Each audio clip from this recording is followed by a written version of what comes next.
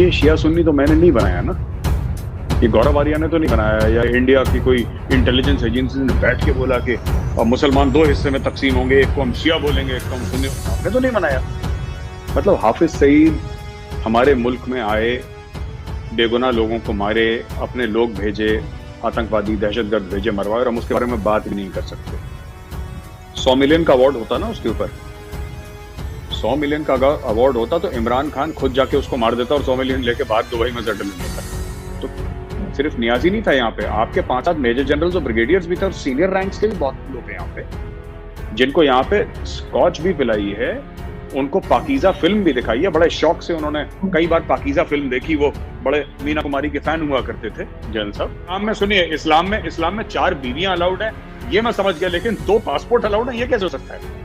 2 passport तो बिल्कुल झूठी बात है, ये गलत चीज है। ये शाहिद अफरीदी कि मेरे दादा को कोई तमगा मिला था, उसके दादा ने कोई रेप वेप मर्डर करा था, तो उसको तमगा दे दिया कि तुम बहुत बहादुर हो, तुमने रेप कराया और तुमने लोगों का कत्लो गारत करी है। लेकिन पीपल टू पीपल कांटेक्ट, ये सब नहीं होने वाला। अमन कभी नहीं। मेरे जीते जी अगर मेरी जिंदगी 10, 15, 20 साल और है, अगर है, भगवान ने लिखी है, तो मेरे जीते जी कभी पीस नहीं होगा इंडिया पाकिस्तान में। हो ही नहीं सकता, हो नहीं सकता, नहीं होगा। आप और जो इसकी उम्मीद लगा रहा है वो बेवकूफ है, वो खुद से झूठ बोल रहा है। कभी नहीं होगा पीस। तो पहली बात तो बहुत बहुत धन्यवाद, आपने बुलाया अपनी शो पे, शुक्रिया बहुत बहुत आपका। ये मैं ना दुरानी और नूरानी, ये दोनों भाई हैं, ना मैं दुर्रानी को जानता ना मैं नूरानी को जानता। ये तो वैभव ने मुझे फोन करके बताया कि ये आपका कोई नाम ले रहा है ऐसे, और को दुर्रानी फंस गया है इसमें। तो मुझे थोड़ा बुरा भी लगता है कि मतलब मेरे चलते ना लोग एक को, अब कौन है दुर्रानी, मतलब कोई, मैंने 2-4 मैं बता रहा हूँ कि कौन से सहाफी हैं जिनको मैं पाकिस्तान में उनकी राइटिंग्स, उनकी शोज को फॉलो करता हूँ। मैं हामिद मीर साहब को फॉलो करता हूँ। मैं ऑब्वियसली मैं हसन निसार साहब का बहुत जबरदस्त फैन हूँ। आया अमीर साहब हैं आपके, पहले डॉन के लिए लिखते थे, अब द न्यूज के लिए लिखते हैं। मैं आया अमीर साहब को लिखता हूँ, पढ़ता हूँ उनको बहुत। और भी काफी लोगों को पाकिस्तान के जो लिखते बहुत अच्छा है आपके, जो लोग हैं पाकिस्तान में, तो उनको मैं बहुत रीड करता हूँ, फॉलो करता हूँ, और उनका पर्सपेक्टिव जानने की कोशिश करता हूँ। लेकिन ये सब चीजें ना कि इसका एजेंट है और ये सब, मुझे लगता है कि ये किसी को ना जबरदस्ती, अब उन्होंने एक जिसको कहते हैं जिन्न पकड़ लिया ना, गौरव आर्या नाम का। अब आपको जो समझ में नहीं आया, जो आपके खिलाफ लिखेगा, खिलाफ मतलब पाकिस्तानी फौज के या डीप स्टेट के खिलाफ या सरकार के खिलाफ जो लगे, आपने बोला इसी का एजेंट है, ये मेजर सब करवाता है। अच्छा, मैं एक सिर्फ आरजू जी एक बात कहना चाहता हूँ, मैं एक टीवी एंकर हूँ, राइट? आपने बोला सेंस ऑफ ह्यूमर अच्छा है, मेरे पास सेंस ऑफ ह्यूमर के अलावा और कुछ है नहीं ज्यादा कि मैं आपको बोलूं कि मैं बहुत साहब एक जबरदस्त टीवी एंकर, ऐसा कुछ भी नहीं है। मतलब आपने देखा है टीवी पे, I am just trying to learn. मैं भी मीडिया में नया नया आया हूँ, तो ना मैं कोई ऐसा कोई टॉप का एंकर हूँ, ना मैं कोई, ये पता नहीं इन लोगों ने कुछ ऐसा करके, और मुझे तो बड़ा अनफॉर्चुनेट सा लगता है ना जब ये दुर्रानी और नूरानी जो थे वो ना, साबरी ब्रदर्स कव्वाल, बेचारा एक नूरानी फंस गया, एक दुर्रानी फंस गया। मुझे तो अब इनके पीछे लोग लग गए हैं। वो मैंने सुना था, वो वीडियो किसी ने भेजा था, वो मतीउल्लाह जान साहब हैं, मतीउल्लाह जान साहब अपना इंटरव्यू कर रहे हैं और उनके वकील हैं, एक वकील से बात कर रहे हैं, और उनसे ये सब चीजें, तो इट्स वेरी अनफॉर्चुनेट। मैंने तो कभी सोचा नहीं था कि ये सब होगा।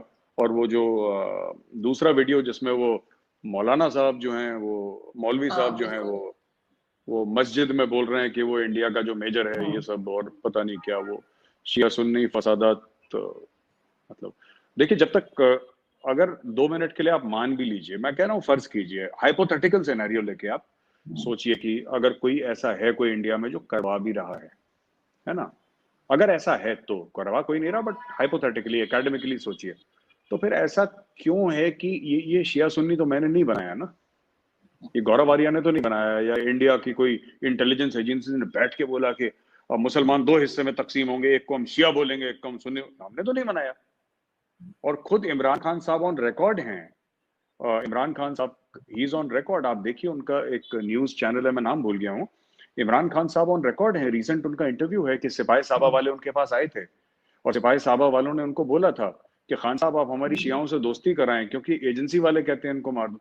अब ना मैं पाकिस्तान की एजेंसी कंट्रोल करता हूँ, ना मैं इंडिया की एजेंसी कंट्रोल करता हूँ, ना मैं सिपाही साहबा कंट्रोल करता हूँ, ना शिया ना सुन्नी, मतलब पर इनको कोई चाहिए, एक होता है ना द फॉल गाय, इनको एक चाहिए कि भाई ये जिन है, ये जिन है, तो ये रात को पंखा घूम रहा है तो इसके चलते घूम रहा है। So they want somebody to blame, so they have caught me. मैं एक न्यूज चैनल पे गई थी और वो मुसलसल यही बात कर रहे थे कि आपकी वीडियोस के हवाले से कि आपको जो है वो टेररिस्ट डिक्लेयर करवा देना चाहिए यूनाइटेड नेशन से। तो इस लेवल पे बात जा चुकी है। देखिए, मैं बताता हूँ आपको ना कि लोग कह रहे हैं कि लोग आपको पसंद करते। मैंने कभी ये नहीं सोचा कि लोग मुझे कहीं के भी पसंद करें, मुझे इंटरेस्ट भी नहीं है कि लोग मुझे पसंद करें, ठीक है। मेरे परिवार वाले, मेरे दोस्त मुझे पसंद करते हैं, मेरे लिए बहुत है। इतना मैं इमोशनल बैगेज लेकर नहीं चाहता, वहां के लोग पसंद नहीं करते, यहाँ के लोग पसंद नहीं करते, ना करें। आपने वो गजल सुनी होगी जगजीत सिंह की, किसी रंजिश को हवा दो कि मैं जिंदा हूं।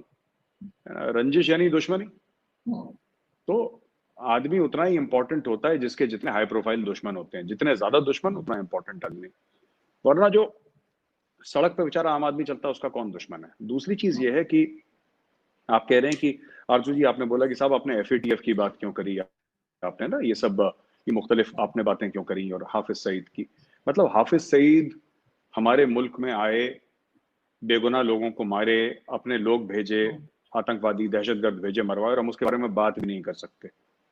हाफिज सईद जो कि यूनाइटेड नेशन से डिक्लेयर्ड एक टेररिस्ट है, उसकी ऑर्गेनाइजेशन प्रोस्क्राइब्ड है, वो आज की तारीख में भी पाकिस्तान में है, और वो पाकिस्तानियों के लिए हीरो है। परवेज मुशर्रफ साहब ऑन रिकॉर्ड हैं, आप देखिए, वजाद खान का इंटरव्यू है जिसमें उन्होंने बोला है कि लश्कर तैयबा हमारी हीरो है, ओसामा बिन लादेन हमारा हीरो है।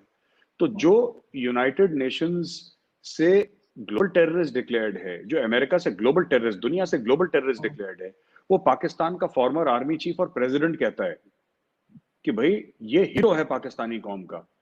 और एक इंडिया में बैठा सा एक अदना सा छोटा सा एंकर, जिसकी इंडिया के टॉप 100 एंकरों में गिनती नहीं आती, टॉप 10 तो भूल जाइए, टॉप 100 में जिसकी गिनती नहीं आती बेचारे की, उसने यूट्यूब का वीडियो बना दिया तो पूरी कौम का दुश्मन बन गया। ये आपको लॉजिकल लगती है बात?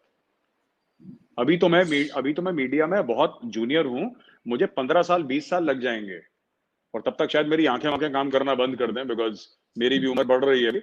लेकिन लेकिन ऐसा नहीं है, ये लोग थोड़ा ज्यादा तवज्जो दे रहे हैं इस चीज को, जो कि नहीं देनी चाहिए। नहीं नहीं, खैर आप अपने आप को बहुत ही ज्यादा, जैसे कहते हैं ना, बहुत ही ज्यादा डाउन टू अर्थ, बहुत ज्यादा कम करके बता रहे हैं। ऐसा भी नहीं है कि लोग आपको नहीं जानते। लेकिन एक चीज मैंने ये क्वेश्चन मैंने वैभव सिंह जी से भी किया था, लेकिन मैं आपसे भी करना चाहूंगी कि हाफिज सईद की बात हुई तो लेफ्टिनेंट जनरल अमजद शोएब साहब ने अपनी एक वीडियो रिलीज की है, उन्होंने भी अपना एक यूट्यूब चैनल बनाया है। तो उसपे उन्होंने कहा कि $100 मिलियन का इनाम रखा है हाफिज सईद के सर पे अमेरिका ने, कि अगर कोई ये साबित कर दे कि वो मुंबई अटैक में इन्वॉल्व थे। तो उन्होंने कहा कि वो मुंबई उसमें अगर इन्वॉल्व होता वो तो अभी तक कोई ना कोई ये पैसे ले गया होता। तो अभी तक कोई कुछ नहीं बता सका। एक चीज तो उन्होंने ये कही। दूसरी उन्होंने ये बात की कि जब मोदी जी आए थे नवाज शरीफ साहब के टाइम पे यहाँ पर, तो उस वक्त कोई इलेक्शंस होने वाले थे और उनके इलेक्शंस क्योंकि वो हार रहे थे वो इलेक्शंस, और उनको लग रहा था कि वो हार जाएंगे, तो उन्होंने जाके वहां पर जो हुआ था, मेरे ख्याल उड़ी का वाकया हुआ था या कौन सा, तो वो खुद करवाया था इंडिया ने, सिर्फ इसलिए ताकि मोदी जी इलेक्शंस जीत जाए। तो ये दोनों चीजों को आप कैसे देखते हैं, दोनों बातों को उनकी?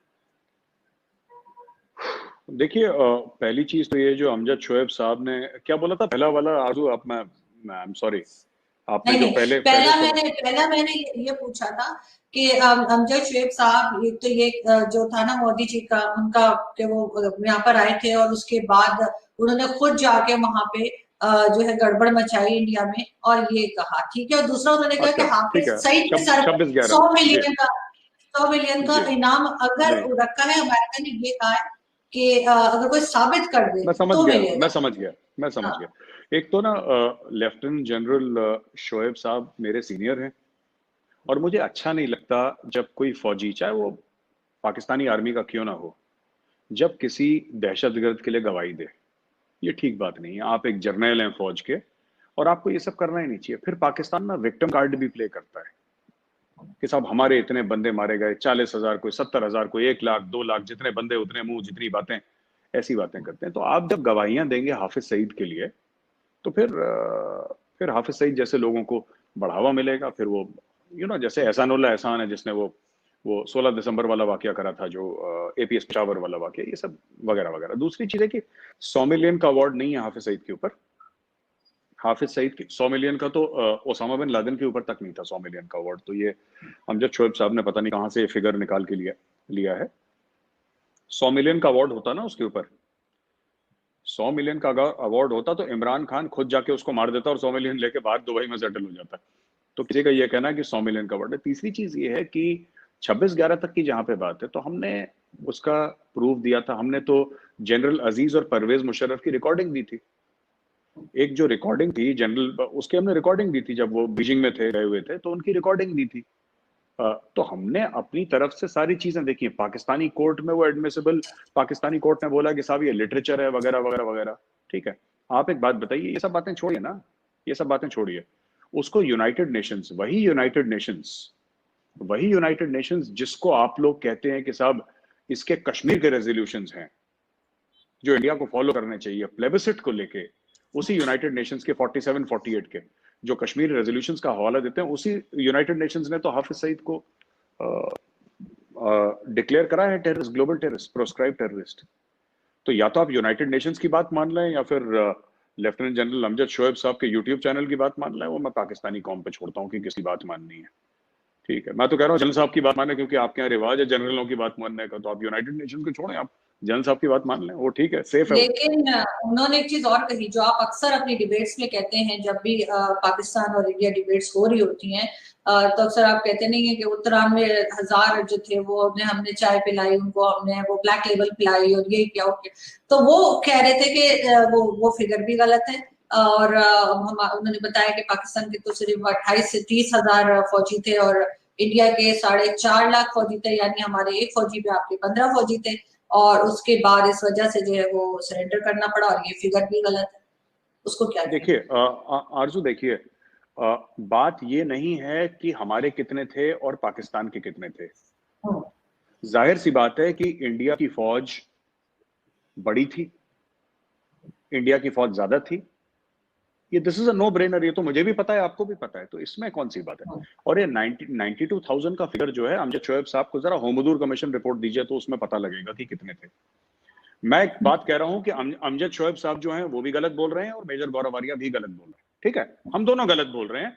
पाकिस्तान का जस्टिस जो होमदूर है, जिसकी होमदूर कमीशन रिपोर्ट थी, आप होमदूर कमीशन रिपोर्ट जरा अमजद शोएब साहब को उनका पीडीएफ भेज दीजिए और वो बोल दीजिए, उसमें जो फिगर होगा फिर मैं और अमजद शोएब साहब वो मान लेंगे, क्योंकि इंडिया का तो था नहीं, पाकिस्तान का जस्टिस होमदूर। पहली चीज। दूसरी चीज ये है कि ये कहना कि साहब पाकिस्तान के इतने लोग थे तब जाके सरेंडर हुआ। क्यों हुआ सरेंडर? क्यों सरेंडर? क्यों उस फौजी ने अपनी जान नहीं दी लड़ते लड़ते?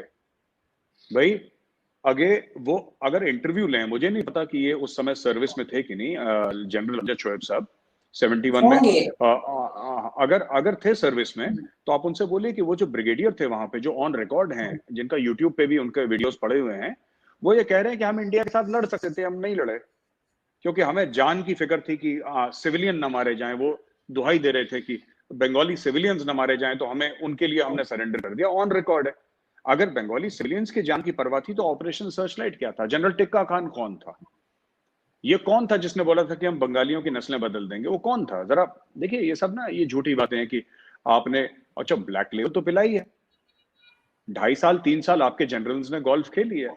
आपके सिर्फ ए के नियाजी नहीं था वहां पे, सिर्फ नियाजी नहीं था यहाँ पे, आपके 5-7 मेजर जनरल्स और ब्रिगेडियर्स भी थे और सीनियर रैंक्स के भी बहुत लोग थे यहाँ पे, जिनको यहाँ पे स्कॉच भी पिलाई है, उनको पाकीजा फिल्म भी दिखाई है। बड़े शौक से उन्होंने कई बार पाकीजा फिल्म देखी, वो बड़े मीना कुमारी के फैन हुआ करते थे जनरल साहब। तो ये सब चीजें हुई हैं, ये सच बात है।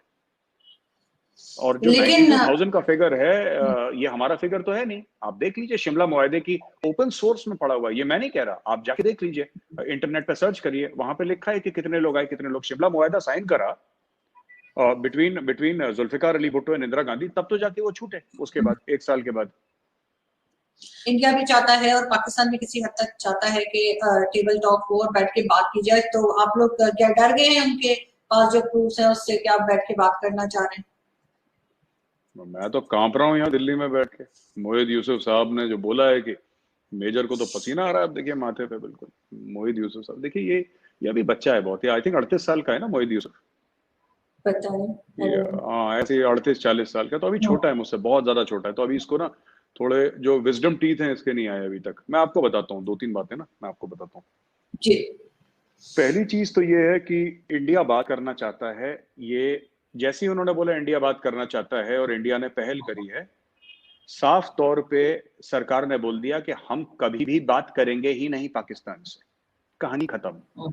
तो ये क्यों अपनी कौम से झूठ बोलते हैं मुझे नहीं पता, इनको क्या मिलता है झूठ बोल के। आपको पता है ना वो अमेरिकन सिटीजन है मोहित यूसुफ, तो आप डुअल देखिए नेशनल। ना, मैं उसका पासपोर्ट अमेरिकन पासपोर्ट है। अब आप छोड़िए ये सब बातें ना कि प्रूफ है उनके पास और ये है, प्रूफ है तो क्या उसकी क्या बिरयानी कोरमा बना के खाना है प्रूफ का? ये मेजर गौरव आर्या कि मोहित यूसुफ किस चीज का वेट कर रहा है कि गौरव आर्या लिखित परमिशन देगा तब जाएगा वो यूएन में? जाओ इंडिया को एक्सपोज करो, तुम्हें किसने रोका है? कब हुआ था ये जो पूरा केस था आपका एपीएस पेशावर का, कब केस हुआ था? और जब तक केस जी हुआ था एपीएस पेशावर का, और जब का केस हुआ था एपीएस पेशावर का, तो वो आप तो कहते हैं कि आईएसआई वर्ल्ड की नंबर 1 इंटेलिजेंस एजेंसी है। नंबर 1 इंटेलिजेंस एजेंसी को 5-6 साल लग गए ये सब करते करते। क्यों नहीं गए यूएन? किसने? मोदी जी ने हाथ जोड़ के बोला था कि साहब प्लीज आप मत जाएं, इंडिया को शर्मसार ना करें। किसने रोका है इनको? जाएं ना, पूरा लाओ लश्कर लेकर जाएं, कमर जावेद बाजवा साहब को लेकर जाएं यूनाइटेड नेशंस, वहां पे धरना दें साहब। वहां पे आपका प्राइम मिनिस्टर वैसे भी चैंपियन है धरना देने में, उसको बोलो कंटेनर लेके जाएगा यूनाइटेड नेशंस के सामने धरना देगा। भाई किसने रोका है? हमने तो नहीं रोका कभी, हमने तो नहीं बोला। तो ये सब झूठी बात है। इंडिया, देखिए इंडिया, मैं आपको सच बात बताता हूँ, हमें सच बोलना चाहिए, ठीक है? चाहे वो हमारे हक में हो, चाहे हमारे हक में ना हो। पाकिस्तान में क्या है कि खासतौर से जो आपका निजाम है वहां पे, और जो लोग आपकी, खासतौर से आपका जो अशराफिया है जो पाकिस्तान कंट्रोल करता है, वो लोग एक दूसरे से झूठ बोलते हैं। अब आप देखिए मोहित यूसुफ एक अमेरिकन सिटीजन है, उसके पास अमेरिकन पासपोर्ट है, ठीक है ना? चलिए आप कह रहे हैं डुअल सिटीजनशिप, उसके पास पाकिस्तानी पासपोर्ट भी है। इसके पहले वो कहाँ था? कहाँ नौकरी कर रहा था वो तो नौकरी कर रहा था, वो अमेरिका में नौकरी कर रहा था एक अमेरिकन बिल्कुल। थिंक टैंक में। हाँ तो आप एक बात बताइए, आपने एक अमेरिकन सिटीजनशिप को, सॉरी अमेरिकन सिटीजन को आपने पाकिस्तान का एनएसए बना दिया। लेकिन आप सिर्फ मतलब पासपोर्ट, अगर अमेरिकन पासपोर्ट उन्होंने ले लिया उससे वो अमेरिकन तो नहीं हो जाएंगे ना, है तो वो बाय बर्थ तो पाकिस्तानी ही रहेंगे ना, नहीं नेशनलिटी तो नहीं पाकिस्तानी ही नहीं, रहेगी। जब नहीं नहीं नहीं आरजू, ये आपका गलत सोचना है। जब आप किसी भी किसी के पास जाते हैं, किसी भी मुल्क में जाते हैं और उसकी सिटीजनशिप लेते हैं, तो उसके कॉन्स्टिट्यूशन पे हाथ रख के आपको कसम खानी पड़ती है कि I swear on the constitution of the United states. ऐसा नहीं है कि वो बाय बर्थ आप कहीं के भी, उससे कोई फर्क नहीं पड़ता भाई। आप, आपका पासपोर्ट कहाँ का है? आप एक अमेरिकन सिटीजन हैं, और आप उनसे पूछिए ना। मैं एक सवाल पूछता हूँ, वो छोड़िए उनके पास प्रूफ है, ये सब झूठी, ये सब मक्कारी वाली बातें कर रहे हैं वो। मैं उनसे एक बात पूछता हूँ, आपको चॉइस दी जाएगी, आपको एक पासपोर्ट छोड़ना है, पाकिस्तानी पासपोर्ट छोड़ना है, अमेरिकन पासपोर्ट छोड़ना है, आप प्लीज चूज करें कि आपको एक एक मुल्क की सिटीजनशिप आपको छोड़नी है। पूछिए मोहित यूसुफ से पूछिए कि तुम कौन से मुल्क की सिटीजनशिप छोड़ोगे, पूछो ना उससे किसकी छोड़ेगा वो कह दे कि मैं अमेरिका की छोड़ूंगा, ये लो मेरा अमेरिकन पासपोर्ट मैं फाड़ के फेंकता हूं। अब बोलो, बोलो कि करेगा? सही। देखते हैं करता है कि नहीं करता। नहीं करेगा वो, क्योंकि ये सब, ये एक नहीं है। आपकी कैबिनेट में, आपकी फौज में, आपकी ब्यूरोक्रेसी में, आपके बिजनेस हाउसेस में, हर जगह बंदे भरे हुए हैं, हर जगह आपके हर लेयर में ऐसे बंदे हैं जो काबिल है, जिसके पास पैसा है, जिसका रुतबा है, जिसके पास ताकत है पाकिस्तान में, उसके 2-2 पासपोर्ट हैं। जो पाकिस्तान में है वो बेचारा फंसा हुआ है क्योंकि वो मुफलिस है, वो गरीब है, या फिर उसके पास वो रसूख नहीं है, उसके पास वो ताकत नहीं है कि वो कुछ बाहर जाके मैनेज करे, या अपने लंदन में फ्लैट ले, या दुबई में वो बंगले ले अपने। तो ये सब, ये आपका एनएसए, मतलब इंडिया में अगर आप कोई सोचे, इंडिया में आप छोड़ दीजिए एनएसए, एनएसए आप छोड़, एनएसए तो बहुत बड़ी चीज होती है किसी भी मुल्क का। इंडिया के डोवाल साहब है एनएसए, पाकिस्तान के मोहित यूसुफ है एनएसए, तो बहुत, इंडिया में एक फौज का सिपाही का डुअल पासपोर्ट नहीं हो सकता, एक सिपाही का, आप यहाँ तो एक वो पीडब्ल्यूडी के वर्कर का नहीं हो सकता, एक रेलवे के वर्कर का नहीं हो सकता, एक रेडी चलाने वाले का डुअल पासपोर्ट नहीं हो सकता, क्योंकि आपकी वफादारी सिर्फ एक मुल्क से हो सकती है। ये दोहरी वफादारी कोई वफादारी नहीं होती। ये आप लोगों इस्लाम क्या में, तो इस्लाम में सुनिए, इस्लाम में 4 बीवियां अलाउड है, ये मैं समझ गया, लेकिन 2 पासपोर्ट अलाउड है, ये कैसे हो सकता है? 2 पासपोर्ट तो बिल्कुल झूठी बात है, ये गलत चीज है ये। आप लेकिन कहते आपके हैं यहाँ तो आपको, देखे मेजर साहब, आपके यहाँ तो अक्षय कुमार ने एक ले लिया था कैनेडियन पासपोर्ट, तो आप लोगों ने इतना तंग किया कि उस बेचारे को वापस करना पड़ा। मतलब अपनी मर्जी से कोई रह नहीं नहीं मैं सकता। नहीं नहीं, अक्षय कुमार का पूरा केस, अक्षय कुमार का डुअल पासपोर्ट नहीं था। अक्षय कुमार नहीं ने डुअल। इंडियन सिटीजन, हाँ हाँ, बात डुअल की हो रही है। आप मेरे खुद के रिश्तेदार हैं जो बाहर रहते हैं, उन्होंने इंडिया की सिटीजनशिप है, कुछ बाहर रहते हैं जिनके पास इंडियन पासपोर्ट है, वो कह रहे हैं नहीं साहब कुछ साल के बाद हम वापस आएंगे। कुछ हैं जो वहां पे सेटल हो गए। बाहर सेटल होना कोई बुरी बात नहीं है, मैं ये नहीं कह रहा कि बाहर सेटल है। मैं कह रहा हूं कि आपके यहाँ जो इतने बड़े बड़े लोग हैं, इतने रसूख वाले लोग हैं, उनका, अक्षय कुमार का ये केस था कि जब अक्षय कुमार की लगातार 10-15 फिल्में फ्लॉप हुई थी और उसको लगा था कि मेरी फिल्म इंडस्ट्री में कोई फ्यूचर नहीं है, मेरा कोई भी फ्यूचर नहीं है फिल्म इंडस्ट्री में, तो अक्षय कुमार ने बोला चलो मैं कनाडा इमिग्रेट कर जाता हूं, मैं कुछ और बिजनेस करूंगा वहां पे, कोई काम धंधे पे लग जाऊंगा क्योंकि मेरी पिक्चरें नहीं चल रही हैं। तो उस समय अक्षय कुमार ने कनेडियन पासपोर्ट लिया। अब अक्षय कुमार हिट हो गया तो अक्षय कुमार दोबारा इंडियन सिटीजनशिप के लिए अक्षय कुमार ने he has applied for Indian citizenship and he will get Indian citizenship. It's okay. मैं कह रहा हूं कि आपको जहां रहना है, अगर आपकी खुशी अमेरिका में है, आप अमेरिका में रहिए। एक एक मुल्क के लिए आप वफादार रहिए, ठीक है? एक मुल्क के लिए जो आपका रूल अलाउ करे ना करे, ये बात नैतिकता की है आरजू, ये बात अखलाक की है, ये बात कैरेक्टर की है, ये बात लीगैलिटीज की नहीं है। इसमें लीगल लूपहोल्स ना ढूंढने के हमारा मुल्क अलाउ करता है, आपका मुल्क नहीं अलाउ करता है, या हमारा नहीं अलाउ करता आपका अलाउ करता है, वो बात है ही नहीं। इसमें इसमें सच्ची बात क्या है? सच्ची बात यह है कि अगर आप पाकिस्तान के लिए वफादार हैं तो आप सिर्फ पाकिस्तान के लिए वफादार हैं। आप ये नहीं कह सकते कि हाँ साहब मैं मंडे ट्यूसडे वेडनेसडे जो है मैं पाकिस्तान के लिए वफादार हूं, लेकिन थर्सडे फ्राइडे सैटरडे संडे मैं अमेरिका के लिए। ऐसी वफादारी बट नहीं सकती, या तो होती है वफादारी या नहीं होती।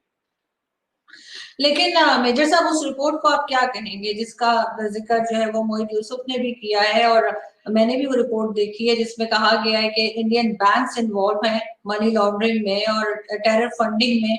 44 बैंक्स शायद लिखे हुए थे। तो उसको आप किस तरह देखते हैं? इसलिए कि वो रिपोर्ट पाकिस्तान ने तो नहीं बनाई ना, वो तो अमेरिका से नहीं बनकर आई है वो रिपोर्ट। देखिए, नहीं, वो जो रिपोर्ट है पता नहीं मोहित यूसुफ ने अपने घर में छापी है। असली बात यह है कि कुछ बैंक्स, मनी लॉन्ड्रिंग देखिए एक प्रॉब्लम है जो कि अमेरिका में भी होती है, हर जगह होती है। तो उसमें दो चीजें हैं, एक मनी लॉन्ड्रिंग है, एक टेरर फंडिंग है। ठीक है आरजू जी, दो चीजें हो गई। तो जो मनी लॉन्ड्रिंग है वो तो हर जगह होती होती है, जो कि एक क्रिमिनल ऑफेंस है, राइट? तो जो है उसको जेल में डालिए। अब टेरर फंडिंग बैंक्स नहीं करते, बैंक टेरर फंडिंग नहीं करता। बात यह है कि अगर फर्ज कीजिए कि कोई XYZ बंदा है जिसका एक इंडियन बैंक में अकाउंट है, राइट? कोई XYZ बंदा है, उसने बाहर किसी को पैसा भेजा, वो बंदा टेररिस्ट निकला, राइट? तो आप तो बोलेंगे ना कि ये वाला इंडियन बैंक है जिसके थ्रू वो फंड्स गए, जो सच बात है, गए। तो उस बंदे को पकड़ के जेल में डालिए। अब आप देखिए, बात यह है कि एक बिल्डिंग में अगर एक बिल्डिंग में 100 बाशिंदे रहते हैं, अगर उसमें से एक चोर निकल गया, उसने गलत काम करा, ठीक है, या उसने कोई नाजायज हरकत करी है जो कि उसको नहीं करनी चाहिए, इसका मतलब ये थोड़ा ना कि पूरी वो बिल्डिंग खराब है। वो एक बंदा, उसको पकड़ जेल में डालो। और इंडियन लॉज अलाउ करते हैं, यहाँ कोई माफी नहीं मांगेगा अगर किसी ने टेरर फंडिंग में कोई, अगर केरला से कितने लोग हैं आईसिस के, इस्लामिक स्टेट में जो कई फाइटर्स हैं केरला में गए हैं, रेडिकलाइजेशन हो रहा है इंडिया के साउथ में, वहां पे मस्जिदों में जो बातें सिखाई जाती हैं, राइट, जो बोली जाती हैं, अगर मैं आपको बताऊंगा तो आपको तो बिल्कुल वो आपको कुछ कुछ मदरसे पाकिस्तान के याद आ जाएंगे। वहां पे ऐसा केस चल रहा है, वहां पे इतना जहर, वो जो लड़के जा रहे हैं वहां से लड़ने के लिए बाहर, और लड़कियां जा रही हैं इस्लामिक स्टेट के लिए, वो कह रहे हैं कि हम खिलाफत बना रहे हैं। तो वो उनको कौन सिखा रहा है? ये सब रेडिकलाइजेशन तो हो रहा है ना, तो इंडिया में भी हो रहा है। तो अगर वहां से किसी लड़के ने, फॉर एग्जांपल, एक केरला का है, या केरला का एग्जांपल क्यों लो, आप कहीं और का ले सकते हो, दिल्ली का है या कहीं भी इंडिया का कहीं और का है, जो रेडिकलाइज हो गया, लेट्स से ही सेज कि मैं इस्लामिक स्टेट में जा रहा हूं, ठीक है, तो तुर्की जाएगा, सारे के सारे तो तुर्की से ही जाते हैं। अब उसने क्या करा कि इंडियन बैंक से अपना पैसा बाहर भेज दिया किसी टेररिस्ट को। किस बैंक से भेजा? जब, अच्छा, ये रिपोर्ट कहां से आई कि इंडियन बैंक्स इसमें है? ये किसने रिपोर्ट दी है? आपको पता है? ये रिपोर्ट का इनिशिएशन इंडिया ने खुद कराया, क्योंकि हमारे यहाँ छुपाने का रिवाज नहीं है। और पाकिस्तान और हम में सबसे बड़ी ऐसी बात नहीं है कि हम लोग गलतियां नहीं करते, हमारे यहाँ जुर्म नहीं होते, या हमारे यहाँ फॉल्ट नहीं है। हाँ, हो सकता है हमारी गलतियां पाकिस्तान से ज्यादा हों, लेकिन कोई इंडियन ये नहीं बोलेगा कि हम 1962 की चीन के साथ जंग हारे नहीं थे, एक्चुअली हम जीत गए थे, लेकिन कोई साजिश हो गई थी। ये सब कोई नहीं कहेगा। मैं फौजी अफसर हूं, मैं कह रहा हूं ठीक है, वी लॉस्ट द वॉर, जो भी है, जो भी उसके पीछे रीजंस हैं। Fact is that we lost the war, but today India is different, it is not the India of 1962। आ जाए चाइना, दिखा देंगे चाइना को, कहानी खत्म हो गई। इट्स ओके सच बोलना। ये कौम, हमारी कौम इसलिए तरक्की नहीं कर रही है कि हमारी कौम में बहुत बड़े बड़े इंजीनियर हैं, जो कि हैं वैसे। हमारी कौम इसलिए तरक्की कर रही है क्योंकि in the end we tell the truth. अपने आप से तो कम हम सच ही बोलते हैं। तो कोई साजिश नहीं कर रहा, जो हमारी गलती हम कबूल करते हैं। भी एग्री नहीं है, वो यही कहते हैं अपनी वीडियोस में कि इंडिया अपने ही लोगों से झूठ बोल रहे हैं। और आप लोग जैसे टेरर फंडिंग की बात कर रहे हैं, तो बिल्कुल यहाँ पे ये बात ये भी चल रही है कि पाकिस्तान पे हमेशा एलिगेशंस लगाता रहा है भारत के टेरर फंडिंग के हवाले से, FATF में ग्रे लिस्ट से कहते हैं ब्लैक में चले जाए। लेकिन अब हो ये रहा है कि लोग ये कह रहे हैं कि अब लगता ये है कि अब इंडिया जो है या भारत जो है वो FATF में फंसेगा जाकर, और वो ग्रे या ब्लैक लिस्ट में होगा। देखिए ऐसा है कि जब तक मैंने पाकिस्तानी टीवी प्रोग्राम्स देखे काफी ना, तो मैंने एक चीज देखी है, बड़ी इंटरेस्टिंग है। जब भी पाकिस्तानी एंकर बात करते हैं ना FATF के ग्रे लिस्ट से निकलना है, तो हर समय उल्टी बातें करते हैं। एंकर और पैनलिस्ट और जितने भी एक्सपर्ट्स हैं, सारी की सारी मतलब वो ऐसी उल्टी बातें करेंगे कि कोई भी बाहर वाले मुल्क वाला को हंसेगा। मैं आपको एग्जांपल देता हूँ, उदाहरण देता हूँ, ठीक है। फर्ज कीजिए उससे पूछा कि साहब देखिए हम टेरर, ये जो हमारे टेरर फंडिंग के केस लगाए गए हैं, ये हम कैसे निकल सकते हैं FATF की ग्रे लिस्ट से और व्हाइट में कैसे जा सकते हैं हम। तो बोलेगा साहब ठीक है, सबसे पहले तो मैं बता दूं कि ये इंडिया की साजिश है। तो उसने पहले बोल दिया कि साजिश है, ठीक है। फिर वो कहेगा कि ये कंट्री हमारा साथ नहीं दे रही, ये कंट्री हमारा साथ नहीं दे रही। उधर भी पाकिस्तानी जुगाड़ ढूंढ रहा है। वो ये नहीं कह रहा कि आपके 41 या 42 पैरामीटर थे जिसमें से आपने सिर्फ 2 में कंप्लाई करा है। वो ये नहीं बोल रहा कि हमें कंप्लाई करना चाहिए, हमने क्यों नहीं कंप्लाई करा, राइट। और देखिए ना, अमजद शोएब साहब जो भी बोले, मैं जो भी बोलूं आप छोड़ दीजिए ना। आप देखिए ना, आपका मुशर्रफ क्या बोल रहा है, आपका इमरान खान क्या बोल रहा है, आपके जर्नैल क्या बोल रहे हैं। मैं तो बहुत छोटा सा अदना सा आदमी हूं, मेरी क्या औकात है जो आप मुझे बोल रहे हैं कि मेजर ने ऐसा बोल दिया। मारे गोली ना मेजर गौरव आर्य अबाउट, गोली मारे, बिल्कुल एमुनेशन वाली गोली जो होती है ना, रियल वाली। मैं तो ये कह रहा हूं आपसे कि आपके खुद के जर्नैल क्या बोल रहे हैं, आपका प्राइम मिनिस्टर क्या बोल रहा है। अब आप बोले नहीं सब वो भी साजिश है। इमरान खान के 2 भाई पैदा हुए थे इमरान खान के नाम के, वो सौते बिल्कुल जुड़वा भाई हैं, वो किसी और को, ये भी एक यहूदी के, हाँ करण अर्जुन टाइप की एक साजिश है। अब मैंने करण अर्जुन तो पिक्चर में देवर नॉट ट्विंस, बट कोई भी शक्लें अलग थी। आपने पिक्चर नहीं देखी इसका मतलब। अच्छा आपने देखा, अच्छा सॉरी हाँ, यू आर राइट, आप बिल्कुल ठीक कह रहे हैं अर्जुन जी, देवर ट्विंस बट शक्लें अलग थी, बिल्कुल ठीक है।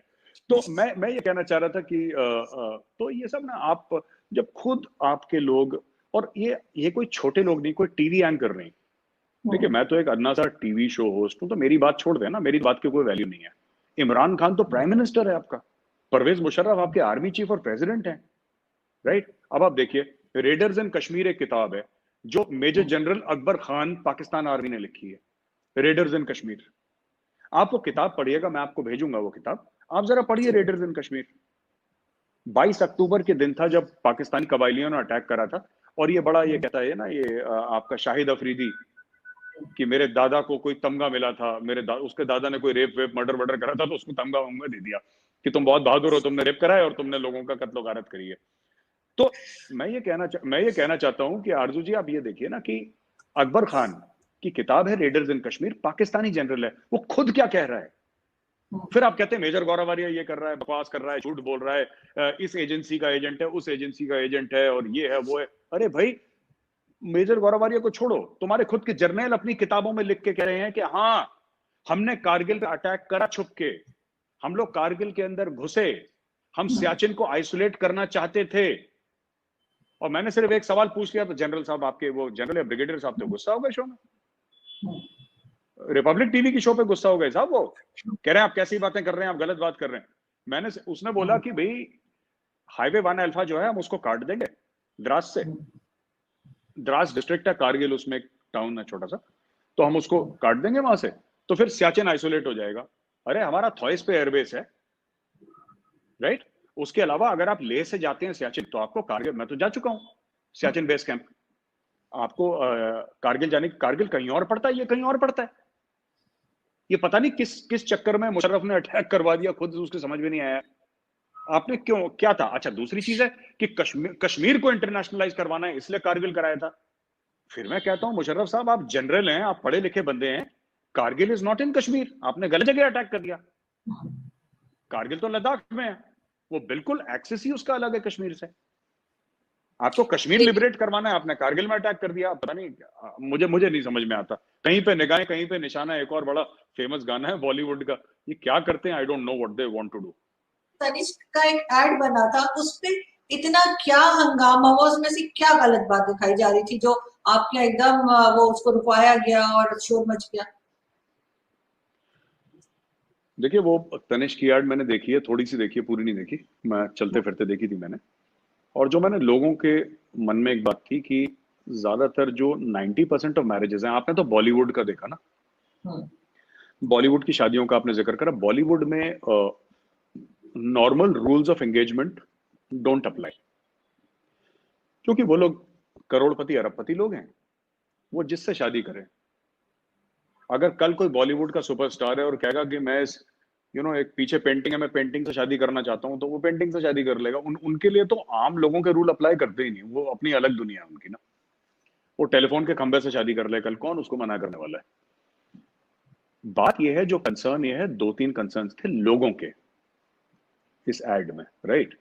पहला तो कंसर्न ये था कि साहब, लड़की किस मजहब की थी और लड़का किस मजहब का था, ठीक है। दूसरी चीज ये है कि इस्लाम परमिट नहीं करता कि आपकी गैर मुसलमान से शादी हो, राइट। इस्लाम परमिट नहीं करता। तो जो गोद भराई की रस्म है, जो कि हिंदुओं की रस्म है, पहली चीज तो ये कि अगर उस लड़की की मुसलमान परिवार में शादी हुई और उसका बच्चा होने वाला है, वो लड़की जो वाइफ दिखाई है उसमें जो लेडी दिखाई है, जो प्रेग्नेंट है, वो दिखाई है, इसका मतलब वो ऑलरेडी मुस्लिम बन चुकी है, तभी उसकी शादी हुई। तो वो हिंदू रस्म क्यों दिखा रहे हैं? क्या वो क्या आप ये कह रहे हैं कि वो लड़की हिंदू बनी रही इसलिए उसकी गोद भराई? गोद भराई की रस्म होती है, वहां पर तो भगवान की मूर्तियां होती हैं, वहां पर प्रॉपर पूजा पाठ होता है, वहां पे पूरा सिस्टम है ना हमारा।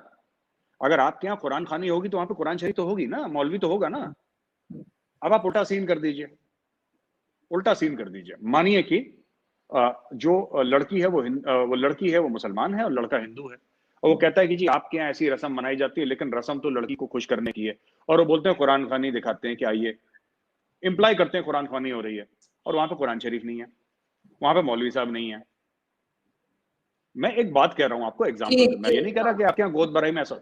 तो ये जो एड है, ये एड फ्रॉड है। पहली चीज मैं आपको ये बात बताऊं, मैं ये नहीं कह रहा कि इस एड को दिखाना चाहिए नहीं दिखाना चाहिए, क्योंकि obviously people have made their choice very clear. तो मैं और आप कोई नहीं होते कहने वाले। दूसरी एक और बात मैं आपको बताता हूं कि जो लव जिहाद है ना, जिसका नाम लव जिहाद, वैसे लव जिहाद एक ऑक्सीमोरन है, क्योंकि जिहाद में कोई लव वाला मामला तो होता नहीं है। बट कई ऐसे केसेस आए हैं जहां पे मुस्लिम लड़कों ने इंडिया में अपना हिंदू नाम बताया है, और जब शादी हो गई तब लड़की को बोला है कि एक्चुअली मैं मुस्लिम हूं, फिर उसका कन्वर्जन करवाया है। हाल ही में एक लड़की की लाश सूटकेस में पड़ी मिली। तो मैं ये नहीं कहता कि ये हिंदुओं में नहीं होता। अगर मैं ये कहूं कि साहब डाउरी हैरेसमेंट और डाउरी डेथ्स हिंदुओं में नहीं होती, तो मैं झूठ बोल रहा हूं, राइट। अगर मैं ये कहता हूं कि नहीं हिंदुओं में डोमेस्टिक वायलेंस नहीं होता, तो मैं झूठ बोल रहा हूँ। अगर मैं ये सब बोलूंगा नहीं ये डाउरी डेथ्स नहीं होती हिंदुओं में और औरतों को जुल्म नहीं होता, तो मैं झूठ बोल रहा हूं। लेकिन ये जो टर्म है ना लव जिहाद, this is a very real term. और हाल ही में 2-3 ऐसे इंसिडेंट्स हुए हैं जो लोगों को मतलब ठीक नहीं लगे। ये गलत है, ये नहीं होना चाहिए। ये झूठ बोल के लड़कियों को फंसाना, ये पाकिस्तान में भी हो रहा है, और इंडियंस को इस चीज की बड़ी परेशानी है। पाकिस्तान में 1000 से ज्यादा लड़कियां पिछले साल, हिंदू और सिख लड़कियां कन्वर्ट कराई गई। तो ऐसा क्यों, हाँ ऐसा क्यों हो रहा है, ये सोचना है। इसका एक वाइडर कॉन्टेक्स्ट है, ठीक है। बाकी हिंदुस्तान का संविधान आपको आजादी देता है, आपको जिससे शादी करनी है करे। लेकिन हाँ, ये जो वायलेंस की खबर थी, खास एक टीवी चैनल पे दिखाई गई कि तनिष्क के शोरूम पे अटैक हुआ, बाद में पता लगा कोई अटैक नहीं हुआ, वो फेक न्यूज थी। और दूसरी चीज है कि ठीक है, लोगों ने अपनी इजहार राय करी है। अगर कुछ हिंदुओं को पसंद नहीं आया, उन्होंने बोल दिया सोशल मीडिया पे, साहब हमने पसंद नहीं आया, पर किसी ने अटैक नहीं करा। आप ये देखिए ना, किसी ने अटैक नहीं करा। पर वहीं पे आप मेरी बात का बुरा मत मानिएगा, पर जैसे कि अगर कोई कार्टून बना दे, तो चार्ली हेब्डो के ऑफिस में 12 लोगों का कत्ल हो जाता है, ठीक है। लेकिन इंडिया में ऐसा कुछ नहीं हुआ, ऐसा कभी कुछ नहीं हुआ। लेकिन ऐसी बहुत सी रस्में हैं जो कि इंडिया में होती हैं या हिंदू रिलीजन में होती हैं, लेकिन वो मुस्लिम्स भी करते हैं। मैंने यहाँ पे कई लोगों को देखा है कि गोद भराई की रस्म हो रही है, उसका रिलीजन के साथ तो कोई मेरा ख्याल है कि आप उसको नहीं जोड़ सकते। फिर जैसा आरजू जी, दो बातें आपने बोली। पहले तो आपने बोला कि कई रस्में पाकिस्तान में भी मनाते हैं जो कि हिंदू रस्में हैं, जैसे गोद भराई की आपने, तो पहली चीज मुबारक को आपने तस्लीम करा कि आप सब लोग पहले हिंदू थे, वरना सारे पाकिस्तानी तो ये कहते हैं कि साहब हम सऊदी अरब से आए हैं, हम यहाँ से आए हैं, वहां से आए हैं, हम तुर्की हैं, फलाना ढिमका। अच्छा, वो बंदा मुझसे बहस कर रहा है सोशल मीडिया, उसका नाम रंधावा है, वो नाम रंधावा है उसका, और वो बहस कर रहा है कि हम यहाँ के थे। मैंने फिर उससे बहस नहीं करी। उसको सपोर्ट करने वाला कोई चौधरी था, कोई चौहान था, कोई विर्क था, कोई मान था, तो मैंने उनके सामने हाथ जोड़ लिया। मैंने बोला मैं आपसे बहस नहीं कर सकता। दूसरी चीज ये है कि मैं सिर्फ आपसे ये कह रहा हूँ कि इसमें ना दो बातें हैं। कि पहले तो आरजू जी ये बात है कि हिंदुइज्म में कन्वर्जन का कॉन्सेप्ट नहीं है। जो आप घर वापसी की बात करते हैं ना, घर वापसी की बात करते हैं, वो रिटर्न है। इट्स नॉट कि आप अगर जैसे फॉर एग्जांपल आप मुस्लिम हैं, ठीक है, तो there is no system by which I can say कि आरजू काजमी जी आप हिंदू बन जाइए। आप नहीं बन सकती, आप चाहते हुए नहीं बन सकती, आप सर के बल खड़ी हो जाए तब नहीं बन सकती, पहली चीज, राइट। पर अगर मैं किसी मौलवी के सामने चला जाऊं अभी, ठीक है, तो करीब 45 सेकंड में वो मुसलमान बना देगा मुझे, ठीक है, ये बात सच है। वो मौलवी जी आएंगे, मंत्र मंत्र जो भी पढ़ना है वो बोला, ये पढ़ो, आउट, डन। तुम आज से, तुम्हारा नाम गौरव से तुम्हारा नाम गयासुद्दीन है, जाओ खुश रहो तुम बेटा, तुम मुसलमान बन गए। तो हिंदुइज्म में अलाउड नहीं है। अच्छा, दूसरी चीज मैं तीसरी चीज मैं आपको आरजू जी ये बताना चाहता हूँ कि कहीं ना ये एक रियलाइजेशन है, राइट, इन इंडिया। और मुझे लगता है कि मैं किसी को गलत या सही नहीं कह रहा, पर कहीं ना कहीं जो मुस्लिम्स हैं सब कॉन्टिनेंट के, कहीं ना कहीं उनको ये एड्रेस करना पड़ेगा। जैसे जैसे ये जो पुरानी हमारी सरकारें थी जिन्होंने जो हमें खास किस्म की तारीख पढ़ाई थी, इतिहास पढ़ाया था ना, जिसमें से आधा झूठा हुआ, बात बताइए आप। इंडिया इंडिया की जो सभ्यता है, जो हमारी तारीख है, जो हमारा सिविलाइजेशन है, वो 7-8 हजार साल पुराना है। 5 हजार से ज्यादा तो रिकॉर्डेड है। और हमें बोला, with all due respect, and I have a lot of respect for Mahatma Gandhi, but हमसे कहते हैं तुम्हारा ये फादर ऑफ द नेशन है। कैसे होगा भाई? 7-8 हजार साल पुरानी सभ्यता का सिविलाइजेशन का फादर ऑफ द नेशन 1947 में कैसे हो गया? और ये किस तरीके? तो मेरा ये कहने का ये मतलब है कि हिंदूज के बीच में अब ये रियलाइजेशन आ रहा है कि हमारे ऊपर गलत हुआ है, ठीक है। अब उसमें कई बातें फैक्ट हैं, कई बातें हो सकता है कि वो अभी निकल रही हैं, बाहर उभर के आ रही हैं, लेकिन ये बात मैं आपको, जो हिंदूज की फीलिंग्स है, मैं आपको बता रहा हूँ, ठीक है ना। ऊपर से जो मुस्लिम लीडर्स हैं इंडिया में, वो भी ऐसी ऐसी बातें करते हैं, जैसे कि असदुद्दीन ओवैसी का जो भाई है, अकबरुद्दीन ओवैसी, या जो ऐसा कुछ नाम है उसका लंबा चौड़ा, वो भी कहता है कि हमने हिंदुओं के ऊपर 800 साल राज करा है। वो ये बात कहता है ऐसे मुल्क में जो कि 80% हिंदू है, और वो इलेक्शन भी जीतता है। तो मैं आपसे एक बात कहना चाहता हूं कि जब हिंदू ये सुनता है कि तुमने 800 साल राज करा, फिर आप चाहते हैं कि वो सेक्युलर भी हो जाए, तो आप क्या चाह रहे हैं कि मतलब हम तुम्हें मारे भी, फिर हम आपको थैंक यू भी बोलें, फिर आप हमें घर तक भी छोड़ कर आए, फिर हम आपको घर तक छोड़ कर आए? ये सारी चीजें नहीं हो सकती, ठीक है।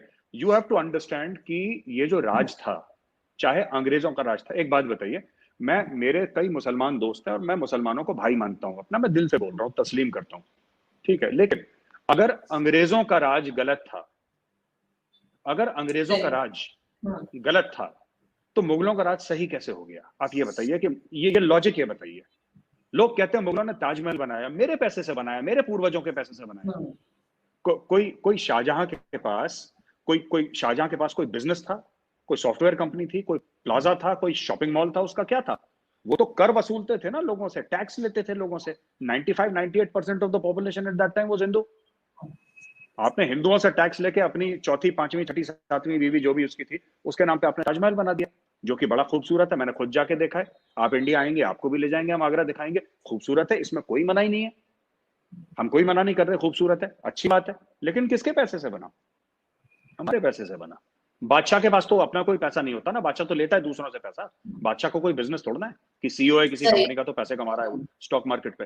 तो ये सब चीजें, अगर कोई कंसर्न है हिंदू कम्युनिटी का, तो मुझे लगता है यहाँ पे क्या है, जो मुस्लिम नेता हैं इंडिया के, मैं बस 30 सेकंड और लूंगा, वो आग में घी डालने वाला ज्यादा काम करते हैं। And they are highly unproductive people, highly unproductive people. इनका कोई, जिसको कहते हैं ना 3 महीना 13 में, कहीं की इनमें गिनती नहीं है। ये ऐसी अपनी एक हवा चला के रखते हैं, ठीक है, ये बात है। और थोड़ा सा हम लोग ये पीपल टू पीपल कांटेक्ट जो है उसको कर पाए, ताकि कब तक लड़ेंगे? देखिए ना, इतने साल हो गए इंडिया पाकिस्तान को, अब तो थोड़ी सी सिचुएशन बेहतर हो जानी चाहिए। आपको लगता है कि आगे कुछ फ्यूचर है? नहीं, कोई फ्यूचर नहीं। नहीं है, और नहीं, बिल्कुल नहीं। हिंदुस्तान और पाकिस्तान में कभी अमन नहीं होगा। लोग जो कहते हैं अमन होगा, आपने पीपल टू पीपल कांटेक्ट की बात करी, इंडिया में भी काफी लोग ऐसी बात करते हैं आरजू जी। आप और मैं यूट्यूब पे बात करते रहेंगे, ठीक है, लेकिन पीपल टू पीपल कांटेक्ट ये सब नहीं होने वाला। अमन कभी नहीं, मेरे जीते जी अगर मेरी जिंदगी 10 15 20 साल और है, अगर है, भगवान ने लिखी है, तो मेरे जीते जी कभी पीस नहीं होगा इंडिया पाकिस्तान में। हो ही नहीं सकता, हो नहीं सकता, नहीं होगा। आप, और जो इसकी उम्मीद लगा रहा है वो बेवकूफ है, वो खुद से झूठ बोल रहा है। कभी नहीं होगा पीस। जो कश्मीर में हो रहा है, राइट, पाकिस्तान में दाऊद बैठा है, पाकिस्तान में हाफिज सईद बैठा है, पाकिस्तान में मौलाना मसूद अजहर बैठा है। अगर अमन चाहिए और बातचीत चाहिए तो पाकिस्तान को कुछ वो स्टेप्स उठा, देखिए बात पता है क्या है, साफ सीधी बात है, जो पाकिस्तान ने, और मैं आपको या आम पाकिस्तानी को इसके लिए ब्लेम नहीं करता, क्योंकि उसके तो स्टेट्स नहीं है, वो तो आपका स्टेट कर रहा है ना, आप थोड़ा ना कर रहे हैं वो। लेकिन मैं आपको एक बात बताता हूं आरजू जी की, जो पाकिस्तान कर रहा है इंडिया में, अगर इंडिया करे तो बहुत नुकसान हो जाएगा, ज्यादा पाकिस्तान को बहुत ज्यादा नुकसान हो जाएगा। क्योंकि इंडिया के पास ताकत ज्यादा है, इंडिया के पास पैसे ज्यादा है, इंडिया की पहुंच ज्यादा है। और जो लोग ये कहते हैं ना ये कर रहा है इंडिया, ये अरे अभी कुछ नहीं शुरू करा बैटिंग करना है इंडिया ने। मैं आपको बता रहा हूं, पैसा ही तो देना है ना लोगों को आरजू जी। अगर फसाद कराना है तो पैसा ही देना है, पैसे की क्या कमी है? इतना पैसा, इतना पैसा है, बजट बनाना है आपको, $10 बिलियन ईयर का बजट बनाना है, फिर आप देखिए क्या होता है। अभी नहीं करा सरकार ने नहीं करा। और मुझे लगता है कि, पर हाँ, मैं एक चीज, इनोसेंट पाकिस्तानी मरे, बच्चा हो, कोई कोई खवातीन हो, या कोई कोई बुजुर्ग हो, तो उसको मैं सपोर्ट नहीं करूंगा, चाहे कोई भी करे, चाहे उसका कॉज कितना भी जस्ट हो, उसको पाकिस्तानी स्टेट से कितनी भी शिकायत हो। लेकिन अगर अगर बच्चे की मौत होती है तो ये फिर then all bets are off. बच्चा नहीं, बच्चे को आग नहीं लगानी लेकिन चाहिए। कहीं ना कहीं ऐसा है कि इंडिया थोड़ा सा बढ़ा चढ़ा के पाकिस्तान पे ब्लेम लगा रहा है, और कहीं ना कहीं पाकिस्तान भी किसी हद तक जो है वो ब्लेम गेम चल रहा है। तो वो दोनों को देखने की जरूरत है, कि पाकिस्तान को देखना चाहिए कि क्या गलत हो रहा है, और इंडिया को भी देखना चाहिए उनके यहाँ से क्या चीज हो रही है। क्योंकि इतना पाकिस्तान एक तरफ तो आप कहते हैं छोटा सा, इतनी सी कंट्री आपके सामने है, और उसके बाद उसने आपको जो है वो इतना तंग कर रखा है बकौल आपके कि कश्मीर में और हर जगह।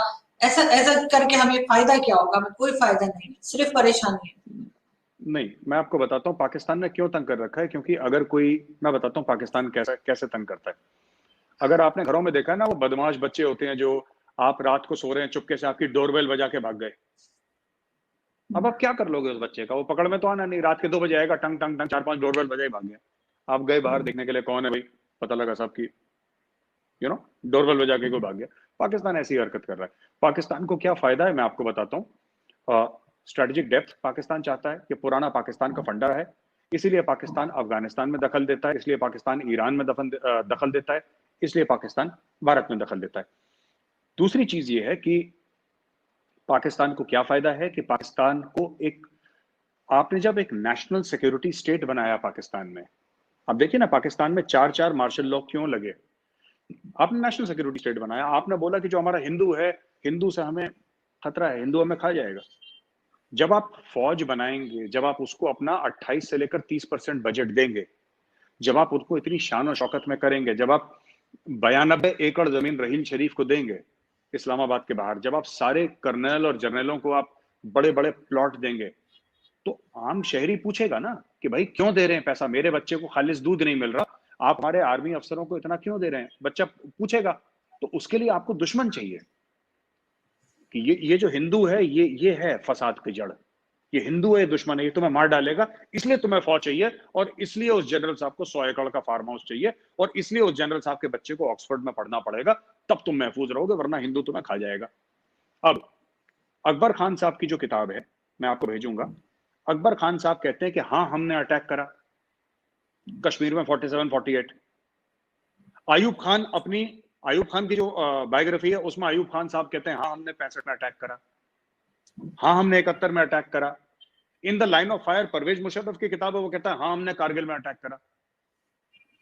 अब आप उनसे पूछिए जो खुद आपके जर्नल लिख रहे हैं, उनकी किताबें मैं आपको भेजूंगा वो बुक, आप पढ़िएगा। वो खुद कह रहा है हमने, जब वो खुद कह रहा है अटैक करा है, फिर आप कहते हैं कि इंडिया अटैक कर देगा। अरे आप किसी जर्नल से ये तो कहलवाइए कि इंडिया ने एक बार हमें अटैक करा। हमारी 4 जंगें हुई हैं, 47, 48, 65, 71, 99 कारगिल। इंडिया ने कब अटैक करा है आपको? अगर करा है तो आप बोलिए ना कि ये जनरल की किताब है, इस सफे पे, इस पैराग्राफ पे, इस लाइन में, इस वर्ड में जनरल ने ये बोला है कि तब इंडिया ने अटैक करा है। सारे आपके जनरल खुद कह रहे हैं कि जी हम तो गाजी हैं, हम तो मुजाहिद हैं, हम घोड़े पे बैठे थे, शमशीर हिलाते हुए सहराओं में हमने अटैक। वो खुद अपने गाने गा रहे हैं, खुद कह रहे हैं हमने अटैक करा है। फिर आप कहते हैं कि साहब हिंदू खा जाएगा। हिंदू कहां से खा जाएगा भाई? हिंदू चुपचाप बैठा है यहाँ पे। तो ये देखने वाली बात है जी। नहीं बिल्कुल, वो बुक्स आप मुझे जरूर भेजिएगा। और यहाँ पे थैंक यू सो मच कि आपने हमें ज्वाइन किया। एंड आई होप कि ये सारी चीजें जो है वो हम समझने की कोशिश करेंगे। और बिल्कुल वो बुक्स भी मैं देखूंगी जो आप मुझे भेजेंगे। लेकिन फिर भी बहुत दफा ऐसा भी तो होता है ना कि आप किसी को इतना तंग करें, इतना छेड़ें कि वो पलट के आपको मारे, और फिर आपके देखो इसने मुझे मार दिया। तो वो हो सकता है कोई इस तरह की सिचुएशन हुई हो तो आरजू जी देखिए, पाकिस्तान बना 14 अगस्त 1947 को। 14 अगस्त आप मनाते हैं, आपका क्रिएशन हुआ 14 अगस्त 1947 को। 8-9 हफ्ते के बाद 22 अक्टूबर को पाकिस्तान ने अटैक कर दिया। हमने 8 हफ्ते में क्या कर दिया पाकिस्तान के साथ? 8 हफ्ते में, 8 हफ्ते 2 महीने होते हैं। अगस्त में हुआ, अक्टूबर में आपने अटैक कर दिया 22 अक्टूबर को। किताब भेज रहा हूं मैं आपको, पीडीएफ, आप देखिए। आप बताइए फिर मुझे कि हाँ हमने क्या कर दिया इतना कि 8 हफ्ते में इतना परेशान कर दिया कि पाकिस्तान ने बोला अटैक करो। सोचिए, फिर मिलेंगे आपसे कभी, ठीक है आरजू जी? बिल्कुल, thank you so much. Thank you madam, thank you. Thank you so much, thank you.